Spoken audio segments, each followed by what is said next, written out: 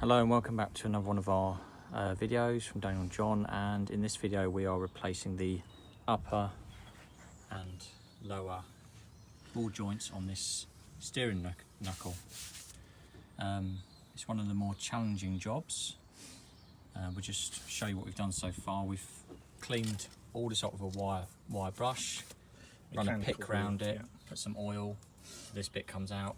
Also done the same on the bolts, got the nuts off, done the same below, cleaned it all up. We'll do this video in a couple of parts. What we'll remove from there? Remove the drag link. Yeah, so it can move freely. Now. And this is the offside, driver's side, but on the other side, which is the passenger near side, it's got the steering box link, so we'll have to move that on that one, but this one just has a link from there to there. Obviously we've got the brakes and the bearing out. We made a previous video about that if you're interested in how that comes off. What we did do is just bung this hole up, the diff hole. Yeah, as John says, we've stopped any debris going in there, like from the cleaning process. The reason why we're replacing these is because one of them's got play in it, and on the other one the boot is actually split, isn't it? Split, so it's just needs to be replaced. And they're literally like the originals. So if we just go through what you need to, when you're stripped down to this point, what you need to start removing these. Also there'll be another video. So there's two nuts. This one's at the top and underneath. They're nylon nuts as well. Yeah, and you'll need a 22mm socket for that. And then the one below is a different size, and that goes there. And that is, if I'm right, 24mm for the bottom. You can see they're different sizes. Yeah, just persevere with it. So we popped some oil in there. The nuts were cleaned up around the thread and that, and then some sort of lubrication.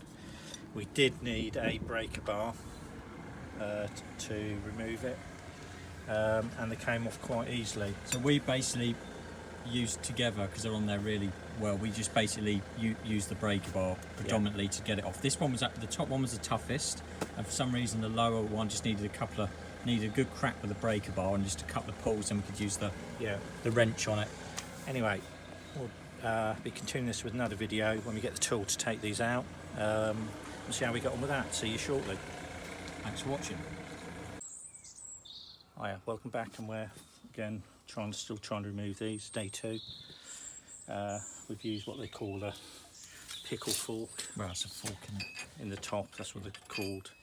We've got one in the bottom. We've managed to loosen that. What I find, so we're trying to cover things that are out there already, but we've found of little use. People are on about removing this and loosening this. We've left ours in there. We bought this puller kit from Amazon, one of them. That doesn't fit. It's not long enough to go under the thread there and on, so it'll be all right when you get it off a little bit like that. So the easiest way we've found is to use this fork, release the top there, but when you're doing it, you've taken out all the rubber as well, haven't you? Yeah, when you're doing it, we've been kindly lent a copper hammer, and they come in numbers. Do they? 3, and we've got an old one here too. You want to hit this side a couple of times and that side just to loosen it. I have found by literally doing this, say put at the bottom,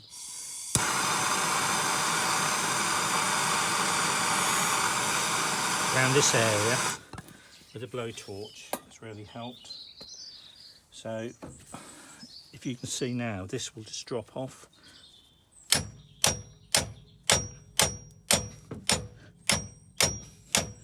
You can see it coming down for definite.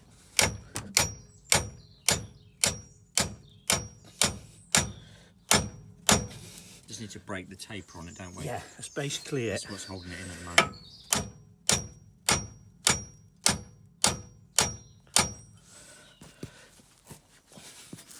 Right, we're going to try that puller on it now that the thread is smaller, the length sticking out, and see if we can actually pull it out with that, and we'll come back to you when we've done that. Oh yeah, so we've used this and this number 3 copper mallet to get that space there, and then we've got the same space there. Now what we're hoping is that we can now use this, and it'll be wide enough to get on there, which it still isn't, so that's a no-go still. So we're going to have to persevere with this, get a bit more thread up, and then it'll go in. Anyway, we'll come back when we've progressed a bit further. Okay, right guys, I'm just going to share this with you and show you how we got this off these ball joints on the front here. We did one the other side and we struggled a bit, and then we had to think about it. I thought, we spotted something. So initially you'll need one of these. This is a Draper N143. This was the best one, and it's called a pickle fork. And first step is to burn these seals off here, get rid of them, this, or pick them out or pull them out with a screwdriver or whatever, or knife. Yeah, some weight to this. Then when you've loosened that, so you can get those bits there in, it goes on like, it's probably easy just to. So you need one of these, really. Right, I'm going to put a link to it. This is the bit, and it sits on there like that. And then what you do, that thread, with a 19mm spanner, and that's all you can get in there. You can't get a socket in there. Just do it up slowly. You may need to bang it around with a hammer. Yeah. Keep oiling it, and keep heating the sides up as well. And so you're putting pressure on this top one. And then I'm going to put it back on so you can see what I mean. So you'd have that in there. It's just fiddly to do with trying to hold the weight of this. So you have that in there. You keep tightening that with a 19mm spanner from the bottom there, look, here, or from the side, whatever's easiest for you. Show me. So keep tightening it up till it's tight. Keep plenty of oil on that thread, and keep heating this side up here, yeah? Make sure that's level. Yeah. Either side if you're using this. And it's engaging the thread on the ball joint. Then you need to get that one in here. We've moved the seal. Yeah. Yeah. Get the fork in the bottom one. Get the fork in the bottom one. Lots of heat, bit Keep of oil. heating that. Now, something we spotted, and it worked on the other side. This is the bottom, and if you look there, there's the, it's called a tension nut. I think it's called a tension collet or something. Collet. Yeah. But if you look here, there's a gap in it. Yeah.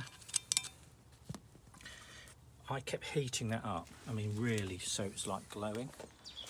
Because it's already got a split in it manufacturer, a groove in it, I think that expanded just a little bit. And I didn't need as much banging and pushing with this, and literally we spent 5 minutes heating that the nut up. Pressure on there with this, a couple of knocks with this, and it just fell off, literally. And I've got to say that's the easiest one I've seen come off. On even all the eBay things we try to get, not eBay, YouTube tutorials, we try to watch, try and get some advice. So it worked for us, so hopefully that might be just a little Achilles heel of these, of getting them off easily. So pressure and heat. So let's just go over the tools we use for it, shall we, Daniel? This comes in a set, but you need something like this. I'll link it to the... So that was for Amazon, that was about £40 for the set. It's used if you do car things. You need one of these pickle forks. It's a ball, part of a ball joint. That seemed to fit the best. We relent this kindly. We relent a few tools. Yeah. 19mm spanner, definitely. 19mm spanner for that. Or For whatever this, one you yeah, get. for that. We definitely needed some heat on there. A no MAP doubt about gas that. torch, because the reason why you want this is because of the gas mix in this is for plumbing. It's a lot hotter than a standard blow torch. Yeah. That's why you want that. And a copper hammer, Now, which is really important. this is number 3. Got an old one. Got number 2, but it's not as heavy, is It's it? just not as heavy. Now this, from what I understand, and I'm going to say again, we are not mechanics. We will always listen to people, take advice. Been given some great advice from a neighbour, which has been really appreciated. And by using this to hit the sides, it causes vibration, but it doesn't distort anything in there, or the collars or anything. You don't be using a sledgehammer. You don't want to hit it with a lump hammer, because you could crack the metal or yeah, because something. it is casting and So it's you wanna 20 use years old. So copper hammer. to get this one off has taken us about 10 minutes, where the last one took us about 40, 50. Just messing around. Lessons learned. Yeah, we but learned I can't stress enough that when I applied heat on the driver's side one on that nut, it did just drop off as well, and we've tried the same here and it dropped off.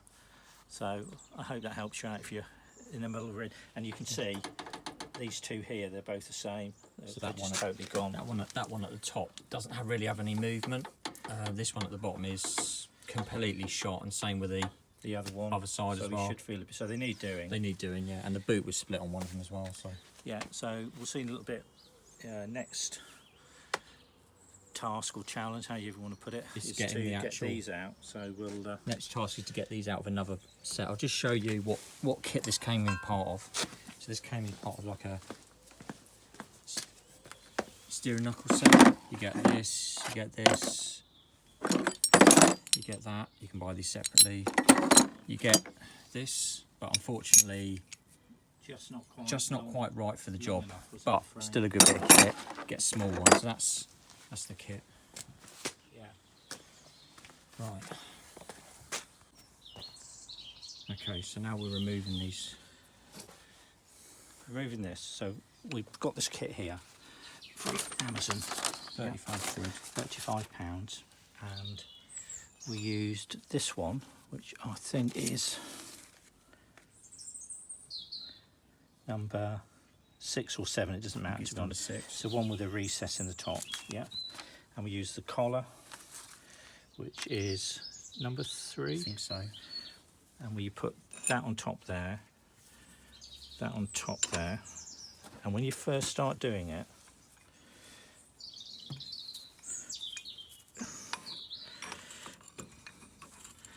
you wind that down, and what you'll see is some of this underneath, some of this ball joint underneath, and for the first few minutes until it disappears there, you'll see what I mean. You just use that with nothing on. It's this bit that sticks on the edge of the ball joint and pushes it up a little bit.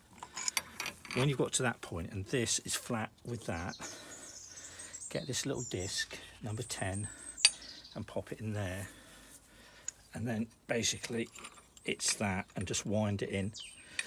It's easier. And then when it slips, when the whole thing slips, it's out. It's easier to take the thread out each time and position your bits and pop your thread back in. And gives you more space. We've been oiling this heavily. Yeah, so that's popped that one out. Should we just show it coming out then? Yeah, so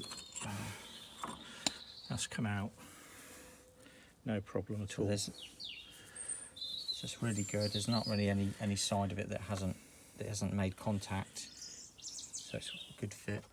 What we were worried about a little bit up, though. Was this area here when we were hammering it out, but this bit's wide and that's so it's just going to pop out. Yeah. Right.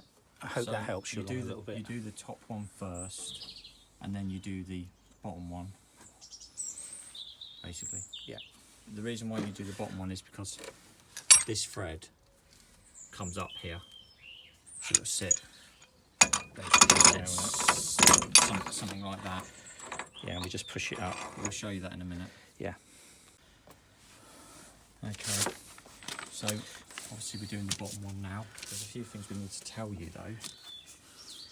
First of all, you'll need the biggest cup. Number 3. Number 3, and that sits at the front. That's moved a bit because it's just cracked it, but that was back a bit further, and it's on the back. The reason why you need that is you can't use something like that because it just sits basically on the ridge, so that's not going to work. So the biggest cup, number 3, and then you need number 7, which is this disc at the bottom. Yeah, and there's like a little thing in there that sits in that part, just so it's all square, and then you need this part here, which is number 10. Which is number 10, basically just to give equal pressure, not go straight through the middle. It works a lot better with that piece. You'll know when it's coming out. So we've put a lot of heat on it, and oil and heat and oil. This has taken probably nearly an hour now. That's the longest one it's taken. It doesn't matter what you do here to try and keep this central. It just drifts all the time because of the angle of this. You just have to watch it doesn't rub against it too much. The only way of solving this is to, I guess, jack the other side of the car up a little bit to level it, but then what we'd have is diff fluid everywhere. So this is basically how it works. You see it pushing down. It's clicked once, see that. So this isn't with any special hydraulic tools or anything like that. It's just literally this kit with breaker bar. A ratchet breaker bar is a lot more easier. There you go. We might now have to just swap something below. You might have to just take this piece out here. Yeah. And just use just the pin straight down to push it through. But we'll show you that if we need to. We'll come back to you, yeah? Yeah. Right, basically, so when you hear a crack, yeah, you want to remove that disc which was in there and remove it, and then just have the pin sitting in the recess at the top. They've both got like little, well, the bottom's got a different recess in the, if I look at it, there's definitely something different about it. There's probably two, get them out. And then we should, if I'm lucky, you can actually see that dropping in there, that pin just sliding out. And make sure you oil this thread as well heavily. And that is out. It, my friend. So the lesson that I've learned from this is just, we're passing on what bits we used. We can actually show you those now.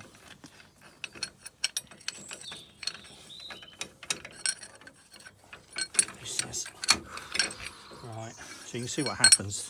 That pushes it out and that drops into there. So these are the bits that we used, if it helps you. Are they identical then, steering? They're both bits? Now the difference is, look, the bottom one has got something so you can push against. Got like a bigger flange as well. That's Yeah. why you need the bigger cup. So I'm guessing just, and it's a bigger taper. A lot bigger taper. So just bear that in mind when you're trying to fit these.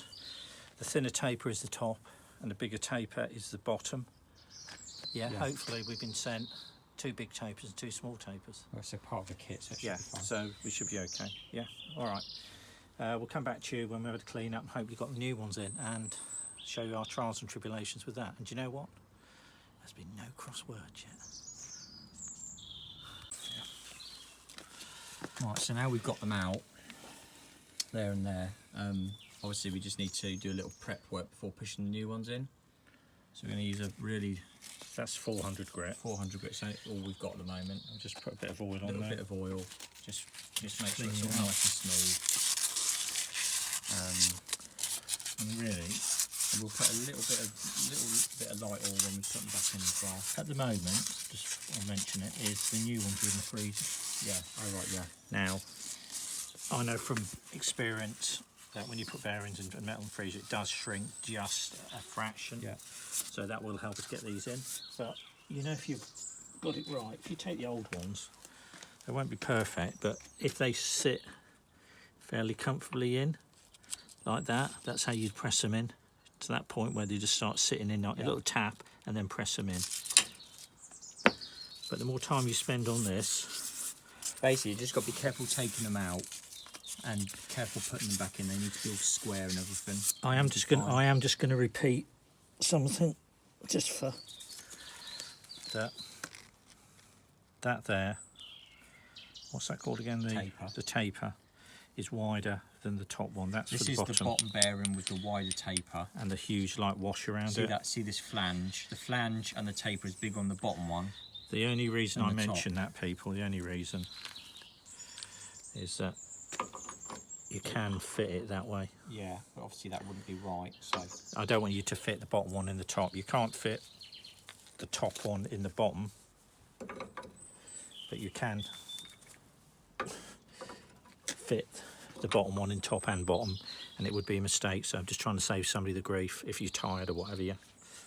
okay, I'll come back to you when they're in. we'll once we've got them in, we'll show you how we've done that and a few more bits of information. Okay, so before refitting these parts, we've given them a good clean with a wire knotted wheel. We're on an angle grinder just to strip all the rubbish off. We use some HG rust remover. I'll put a link in the description to that below. It's really good stuff, and it turns the rust grey, and you know it's done enough that you just wipe it with a bit, clean it with some detergent. We've scuffed these, and we're just going to paint them black so they look nice and they're protected.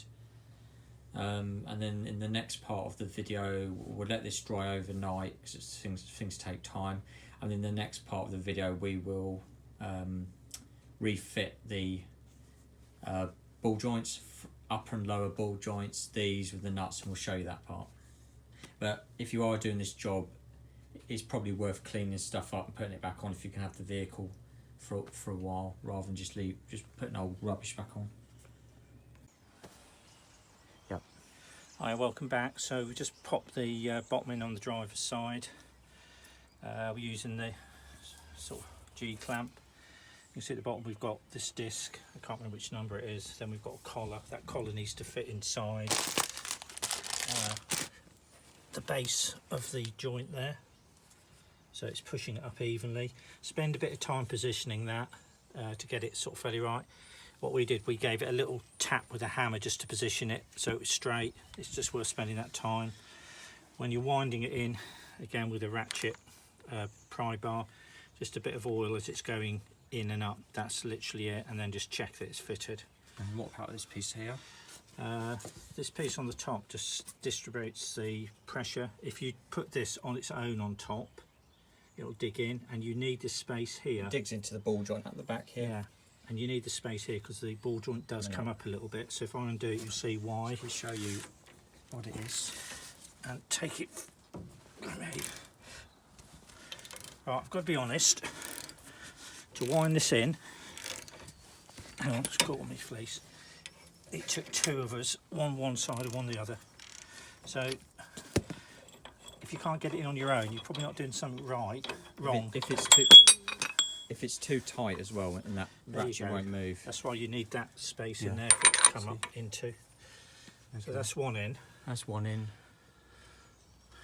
I think we've done quite well. Yeah, so you put the bottom in first and then do the top. So what we do with the top is we'll just clean round here, put a bit of oil, put loads of oil on it, and just take our time, and then we'll come back to you. Yeah.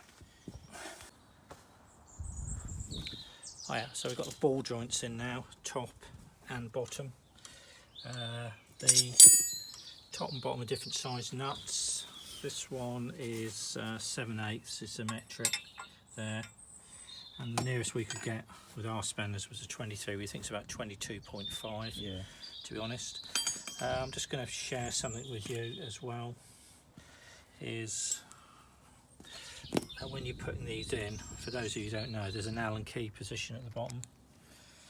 And you pop that in there like that, and that stops this turning, and then you tighten the nut up basically. It just makes life a whole lot easier. It's brand new, that's not a very good fit. So you'd hold that and just tighten that nut up like we are going to do there. They're torqued as well, aren't they? Yeah. So I think left 110. 110 is the top one, and 135 is the bottom one. So 110 newton meters. Yeah. And 135 at the bottom, but just double check that yourself. And the reading up I've done is you do the top one first, and then you torque the bottom one second. That's how we've done it. Now, I've got to say, in nearly 40 years of tinkering around with cars and vehicles, this has been one of the most difficult jobs that I've undertaken. Not the complexity of it, but just getting these ball joints out, and as if that's not bad enough, it's quite difficult to get them back in. Even with, you can see a kit there, we've been lent by a kind neighbour. We've got our own kit there. We just struggled a bit. Didn't matter what you do. We watched the videos, trying to work out what other people have done, etc. It sort of helped, bits helped, but what we found in the end was literally just make sure where these are going inside are absolutely perfectly clean and smooth, because sometimes you can't see perhaps just a little nick, something coming up of the metal inside the ball joint housing this. So what we did, got a trusty Dremel out, just sort of a fine pop grinding wheel. It's a pink one. Bit of and we put some oil on it as well. What we did, we just deburred the top and the bottom, and anything we could pop and see inside. And the difference that made, instead of taking nearly an hour at one point to get this in, It took what, 5 minutes? Yeah. Literally in, and I was able to literally, because I got it so smooth and clean in there, I didn't grind any material away, just got it really smooth. In the end, I just pop that on top there and give it a good whack, a couple of whacks, and hit it make with sure it was straight. a copper mallet, not this one, it was somebody else's mallet, and hit it a couple of times, because the reason we went for that route in the end is that when you try using this on the top to put it back in, it's always in the way of the spring, and it always pulls off, and you just don't get it going in level. It's a nightmare. Prior to putting them in, they've been in the freezer all night. That's supposed to help a little bit. If I'm honest, I don't know how much that helped. It probably did. It does shrink just a fraction, that's enough. But and then just to make sure there's no movement in there, we popped a little bit of Loctite in there just around the edge in case we'd taken anything off that we shouldn't have done. But bearing in mind that once these are in top and bottom pulling down, they're locking each other together anyway, so a fairly solid fit, and I'm just glad that we've got one side done today. Yeah, it does take a while. It takes a done while. it before. We've painted up. Needs a bit more of a coat of painting, but we'll do that. But I must say, even moving this, you can sort of feel difference, and these bottom ones were really shot. The bottom one was the Were worst horrendous. one to remove, actually. And they were gone both sides. I've seen some people just not replacing these top ones. I can see why they don't, because there's not a lot of movement in this. It's really just sort of a retaining bolt, it looks like to me, and I'm no expert with it, but it's just sort of something that can move, but doesn't move that much. So it might be you just need to do the bottom ones, but unfortunately they do come in a kit, top and bottom, so Yeah, so they should be both replaced ideally. yeah. Just remember the bottom one, this is the bottom one, has a larger flange and goes up. The top one goes down, and you can see there the flange is quite a bit smaller if you put them side by side. Yeah, just do a That's comparison. important. So basically, the job involves 2 pickle forks, top and bottom, heavy copper mallet, plenty of heat on a torch, just clean To everything get up with them a out. wire wheel, just patience and time really.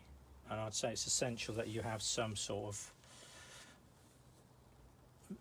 even if it's, you know, a socket with some sandpaper wrapped around it. We need to make sure the insides of them are very clean. You know, we did at some point, we had a socket and we just wrapped some sandpaper around it and put it in there, Yeah. and twizzled it. You could put that on the end of a drill. It would be worth even sticking it onto a socket just to get that finish. So yeah, cleanliness and a lot of patience. Anyway, I hope that helps you along a little bit. If you're thinking about doing this job, we hope this video It's helps doable. you. You've just got to get it in your You might mind. have to invest in some tools though, that's anything Yeah, I'd say. your mindset that But once you've got them, you've got them. it's not going to be an easy job, but the age of these vehicles, you know, it's a special. You start realising that the longer you have these, the more knowledge you get, and the more specialised it is to repair them. So, and also you've got to find a solution. We're working on, like most of you guys watching this, working on gravel or tarmac or block paving. So we've got our own challenges there, haven't we? Yeah, we haven't got a ramp, something we can use. But anyway, so I hope it's helped you a little bit, this. And we're going to do some more videos on this. We've got to do the brakes, so brake lines. And we've done a light fix that you might be interested in if it goes at the front. There's This gonna be is a few more Discovery videos 2, going up. 2004. Yeah. So it's quite, I think, informative, real life things that are happening to us. Right, thanks for watching anyway.